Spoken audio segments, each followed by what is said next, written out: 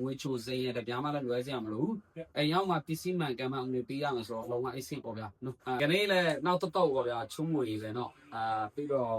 တော်တော်လေးအားရတယ်ဗျာချုံးမွေတွေပဲတော်တော်များနေတယ်ဘာကြောင့်လဲမသိဘူးဗျာပြီးတော့နေချင်းပွာဒါရစားတိုင်းနဲ့မမချင်းဗျာပစ္စည်းမရအောင်စိတ်ပူတယ်နော်အဲ့ဒါမှပစ္စည်းလွယ်သားမှစိတ်ပူတယ်ဆိုတော့ဘော်လေးပေါ့ဗျာ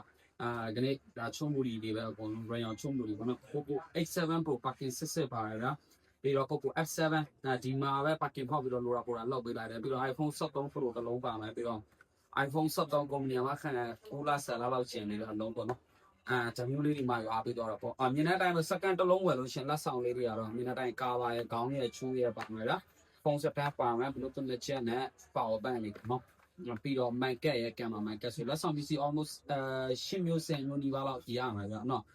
ကဲလို့စင်ဝင်သားရဆိုရင်ချက်ဖို့လာပြီးတော့မေးလို့ရတယ်လို့ပြောချင်တယ်တခြားပေါ်တာလေးတွေလည်းငွေချိုစိမ်းရတဲ့ဗျာမလည်းလွယ်စရာမလိုအိမ်ရောက်မှပစ္စည်းမှန်ကန်မှငွေပေးရမယ်ဆိုတော့လုံးဝအဆင့်ပေါ့ဗျာနော်ဆိုတော့စောင့်နိုင်အမြင်ဆုံးလာပြီးမေးနိုင်ပါလားလို့ပြောချင်တယ်ဗျာနော်လိုရာပေါ်တာတော့ချက်ဖို့မေးလိုက်ဗျာမင်းကြီးကိုအရင်လည်းချေးစိုးတင်ပါပါ